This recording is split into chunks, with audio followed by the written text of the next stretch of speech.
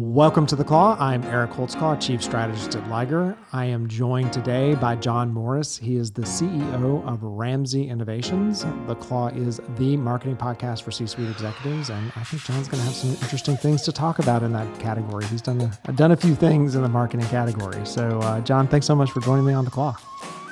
Eric, great to be here. I really appreciate the opportunity. So talk to me a little bit about how the heck you got into, well, number one, what does Ramsey Innovations do? So like that would be the first thing. So what do they do? And then kind of how did you get into that space? Sure. So Ramsey provides budgeting and forecasting software for marketing agencies and other professional service firms. And which is about as niche as you can get. So I'll go back a little bit in my history of I've actually been in the agency space since the mid-1990s, and my last agency was an agency called Rise Interactive. I grew it from just me to about 250 people and then sold it. And when I really look at what our secret sauce was, it was our methodology for budgeting and forecasting and how we ensured that our time and our money was spent as intelligently as possible. We knew all the benchmark numbers. And I thought it'll be really fun to help other C-suite executives and business owners emulate that success by really ensuring that they're spending their money in a strategic way that's going to lead them to greater growth, greater profitability, greater stabilization of their companies, et cetera. Very nice. Yeah. And that's such a important aspect of this. So I'm a recovering technologist. I did development shops early in my career and owned a research company, and now I'm in marketing. But everything I've ever done has been services. So it's like, and I tell people the joke, we sell people and paper. Like that's what we sell, people and paper, right? And so tracking those people and paper and understanding what's profitable and what's not and what the formulas look like, it's like this voodoo magic that I feel like every single agency or services person thinks they need to invent on their own, right? Because so having some formulas that help them be successful in that category. There are simple formulas and simple playbooks that if you follow and you make the right decisions, you can have a widely successful business. And so talk to me a little bit about how you got into this crazy space. Because, doing services is one of the tougher businesses in the world, right? It really goes all the way back to 1996, my senior year of college. Okay. And I wanted to go into consulting, and I applied to every major consulting firm, made it to the final interview of every major consulting firm, and got rejected by every major consulting firm. And so I'm 22 years old. I don't have a job. And I decided to create a computer company. I knew nothing about computers. I just was nerdy enough that people thought I knew something about computers. Right. And the first time I saw the internet was the spring of 1996. Okay. Yep. Okay. And I decided to start focusing on building websites. And I was building those typical like high school, really ugly version websites. And my clients kept on asking me, well, how's my website going to get found? And I didn't know the answer. No one knew the answer because the internet was just getting started. And so I researched all the different ways to do search engine optimization. I had most of the major advertising agencies outsourcing their search engine optimization to me and my company. And so that's really where I got my first exposure to marketing was in, starting that business. Yeah. And then I grew it, became a .com casualty. I then went to Ketchum Directory Advertising, and I ran their digital marketing department. Then I went to University of Chicago for business school. They had an annual business plan competition called the New Venture Challenge. I took it. I got second place. I can tell you 19 years later, I'm still very, very bitter. It should have been first. And won $10,000. And that was the seed money to start Rise Interactive. And that got me on the journey towards building a much larger agency. Got it. Okay. Yeah. Interesting. So we have some very parallel paths. I was building .coms at the same time. You kind of graduated from college and trying to figure out how to, Yahoo directories and making sure you're like showing up in the right place. Yeah. So in building a services business, and because I've done it so many times, when did you know you needed to know more about what, or were you just like naturally a financial guy? And so you just counted everything correctly from the beginning? Was there a point at which you're like, oh my gosh, we've got to really understand I this had formula? mentors for both my agencies that I owned fairly early on. My major mentor throughout my business career has been a person named Jack Kraft, who is the vice chairman and chief operating officer of Leo Burnett.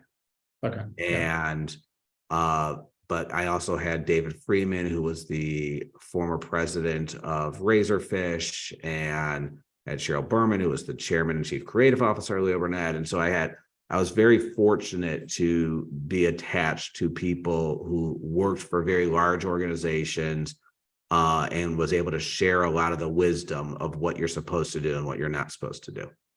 And it is one of the things I recommend to people in general is, with Rise, I think we got to about 15 people before I was like, you know what, it's time to bring in an expert. And that's when I brought in Jack on the advisory board. Got it. Okay. Yeah, it's kind of about the time you were interviewing for consulting organizations. Razorfish was one of the ones I was doing. So I was interviewing with the Razorfish and came very close to working for them, but then decided to go do another .com.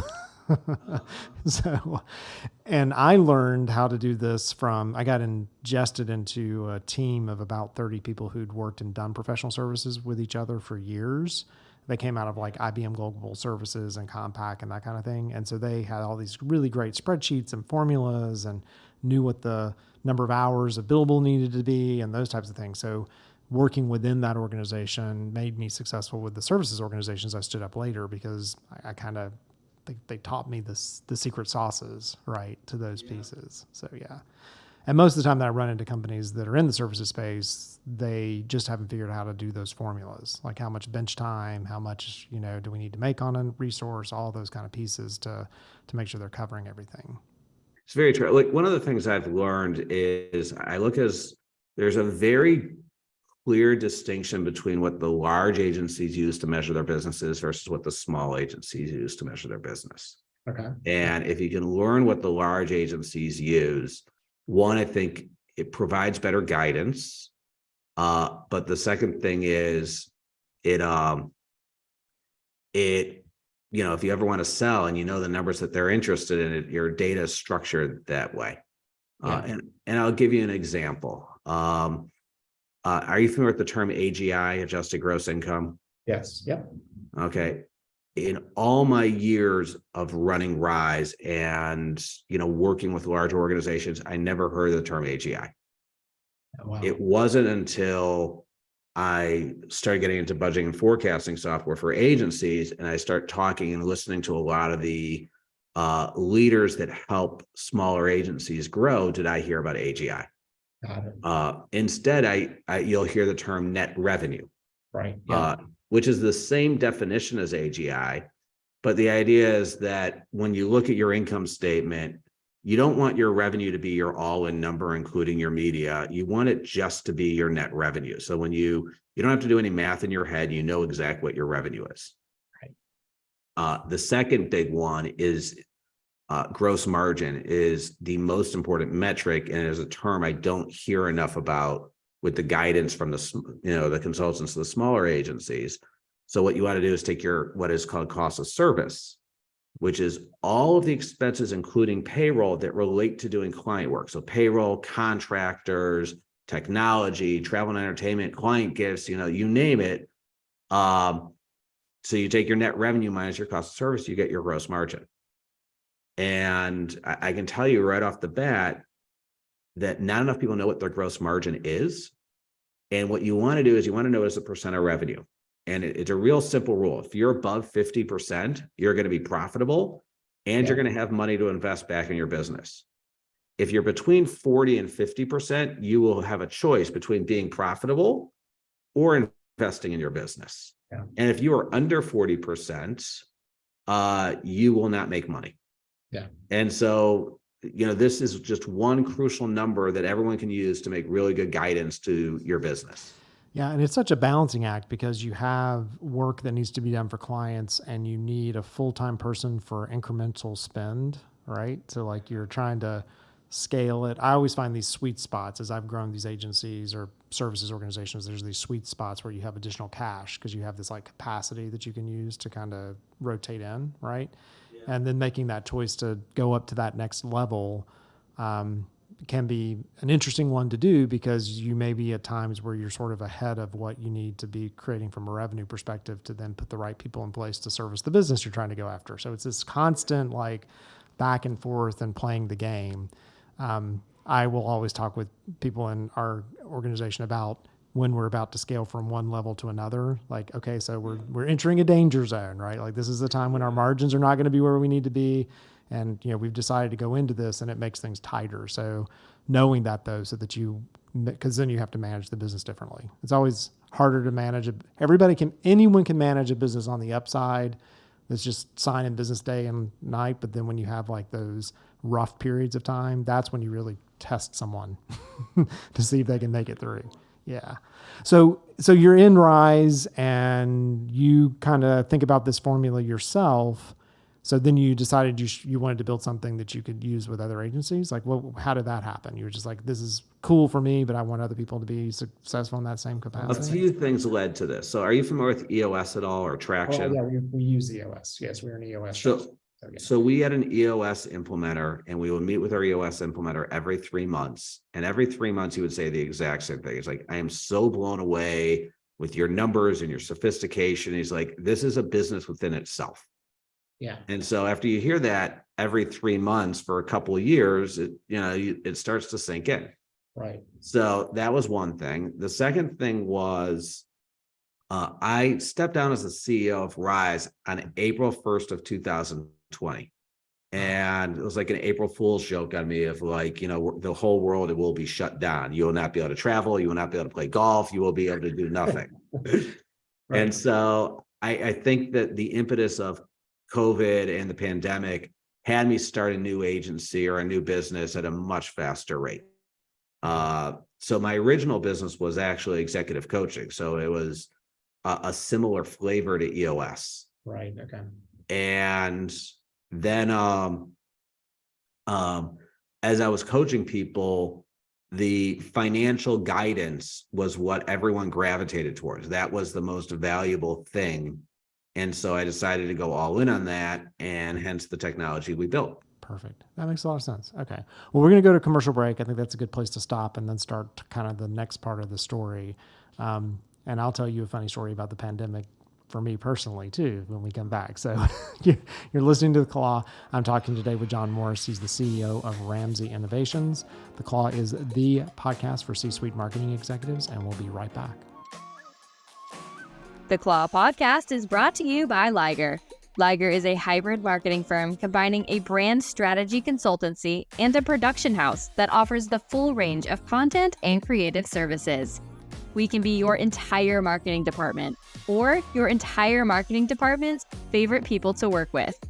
We save the world from boring, broken marketing by putting businesses in brand therapy so they can express their most authentic, memorable selves. And then we share their story so they can be known. For more information, visit ligerpartners.com and follow us on our social media platforms. And we're back. You're listening to The Claw. I'm Eric Holtzclaw, Chief Strategist of Liger. The Claw is the marketing podcast for C-suite executives. I'm joined today by Jon Morris. He is the CEO of Ramsey Innovations, and he works with agencies like mine to make sure that we actually make money. Like, that's an important thing. You don't just take the work and, not have anything at the end of the day to show for it and be able to scale it. Scaled his business to, 250 employees, Jon? Is that what you said? Yep. Yeah. And then sold it. So that's a nice little success story. So in that process, you were talking about, the pandemic, and you decided to start a business. I had started a business, and my wife had been in my previous business, and she and I had chosen not to work together anymore. And then her company was moving to Phoenix right before the pandemic. And I was like, well, I don't want to move to Phoenix. So she came to work for us on March 1st of 2020. And the world shut down on March 7th. So it was kind of an interesting, like, hi, welcome to my company. And now we're stuck together in the house figuring all this out. So, yeah. So with taking, this to market, so talk to me about, what does it look like? Is it a combination of, services and some software? Like, how do people onboard? What's an ideal candidate? Like how does that fit within the Ramsey Innovations category? Yeah, so we launched in mid-March the technology. We partner with companies to provide services. So if like you need help closing the books or entering the data into the platform or coming up with the insight, we have a suite of fractional CFO companies that we recommend as partners for us. So we are a pure SaaS company. Got it. Right now we're in alpha. Probably by July we'll be in beta. And then probably by the end of the year, we'll be at full launch. And the only difference between alpha, beta, and full launch are just different features that we think the platform needs before we think it's, truly at full launch capability. Okay. And sorry.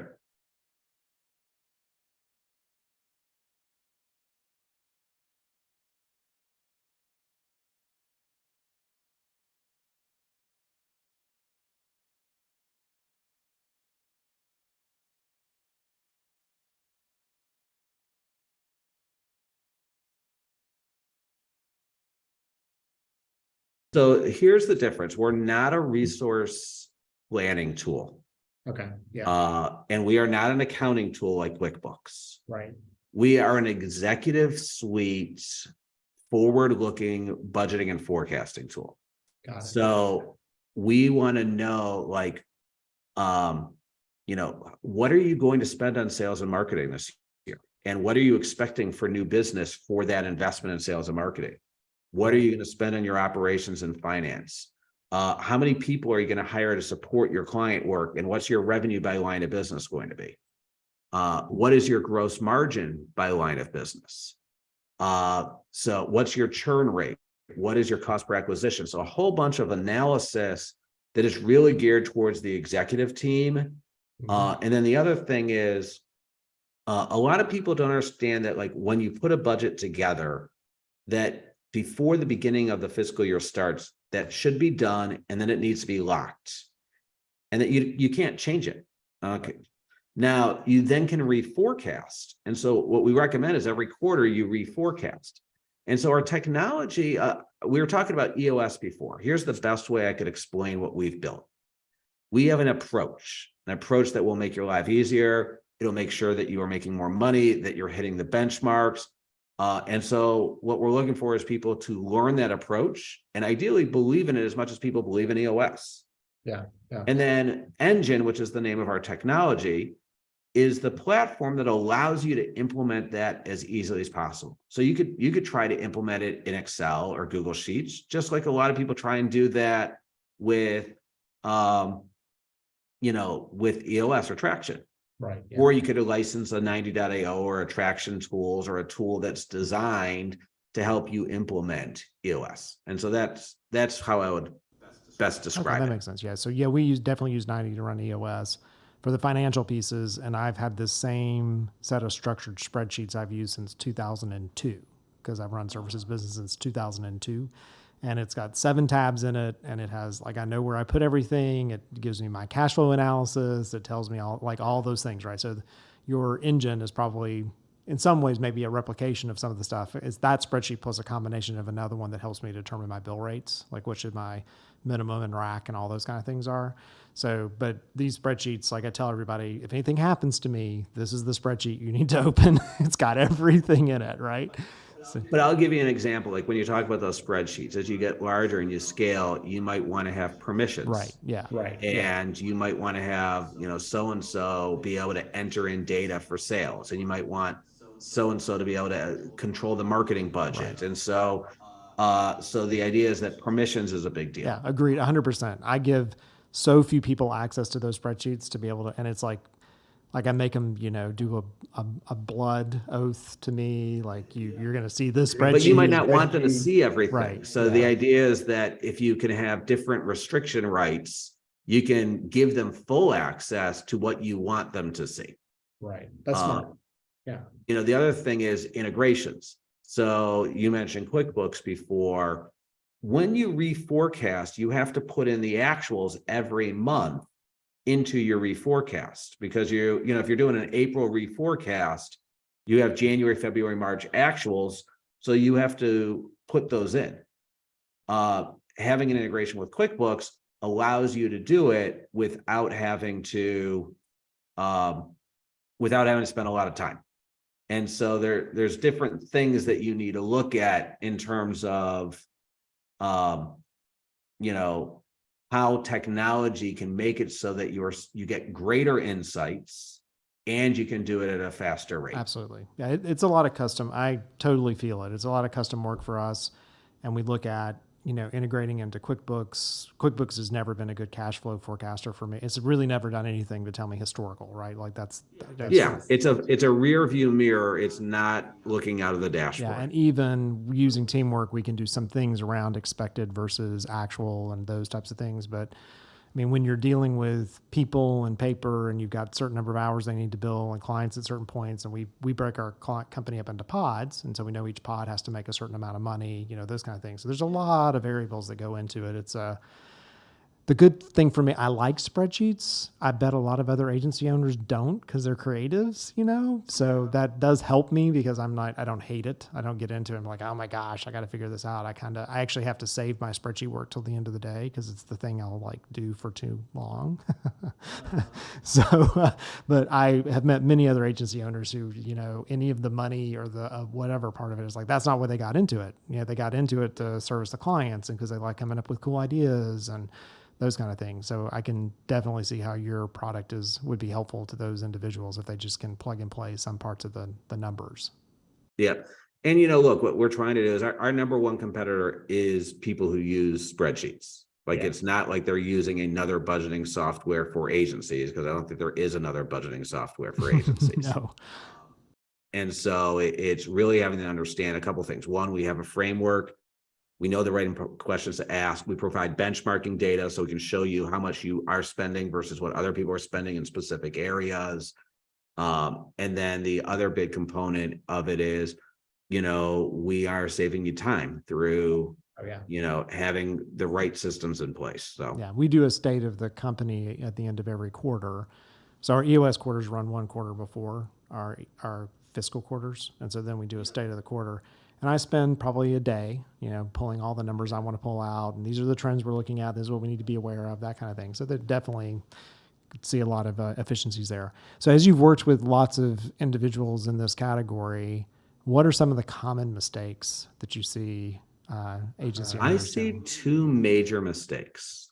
So example, I mentioned that you want a 50% gross margin. Yeah, right. So one of the things that we'll tell people is, what is your gross margin by line of business? Or gross margin by pod, or you know, like gross margin in some more granular fashion.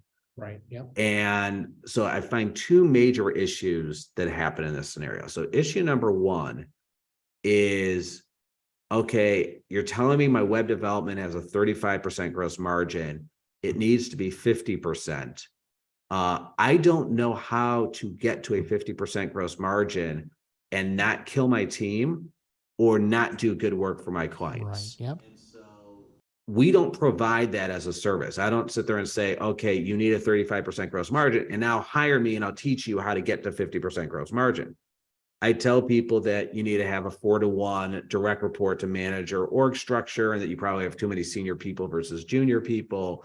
I tell them they might want to look at nearshoring, they might want to look at automation. I give them ideas of what they need to do.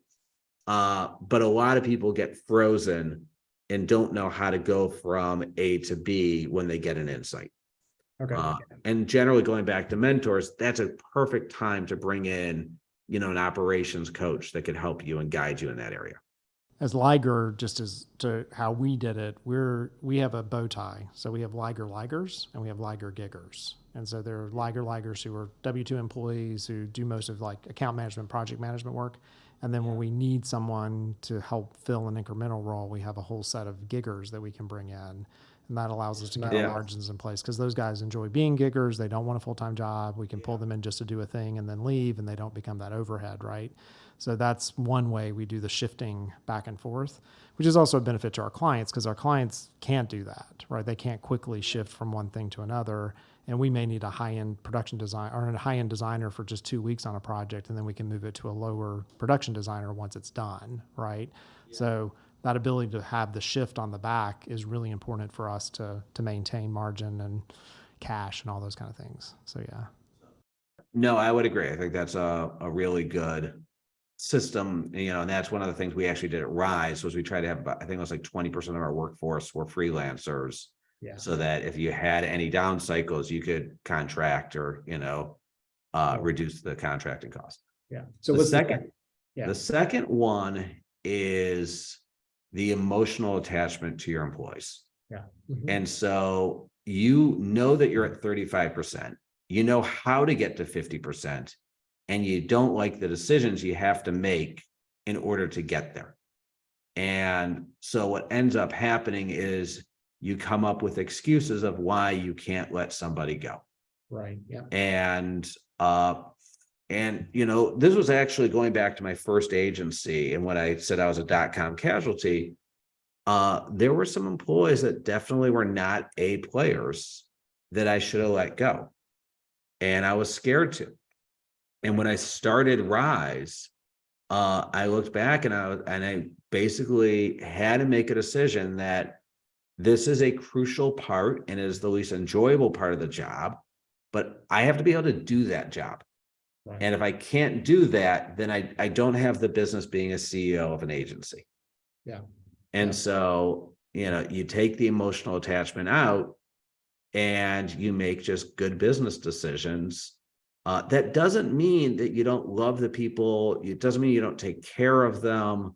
It just means that, you have to make a tough decision. And that's a fine line because you are in the people business. So when you're running an agency, you have people, right? So it's not like you got a bad product on the shelf that didn't work, right? That you're just going to put you're going to mark it down with a red tag. You got 70% of your costs. Yeah, absolutely. 100, yeah. Oh yeah. Every day. And I talk about how many hours we have each week towards our clients, like basically we're like a factory, and our factory opens on Monday morning and we have this many hours to put towards our clients' work that week, and what are we doing with that? How efficient are we being with those hours and using them? So, well, very nice. It's very cool talking to you because I feel like it was cathartic for me, like you work with people like me all the time, the spreadsheet jockeys of the world running their little agencies. So I'm a very, very cool thing that you built for yourself to then take it to market. That's a great way to look at it. I appreciate your time. Very cool, Eric. Thank you so much for having me on the show. I've loved being here. So I've been talking with Jon Morris. He's with Ramsey Innovations, CEO. And if you are an agency marketing owner, you should check out their stuff. We will put everything into our show notes that you can get links to connecting with Jon. And thanks so much for tuning in. You've been listening to The Claw, which is the marketing podcast for C-suite executives. And I'm Eric Holtzclaw, Chief Strategist at Liger.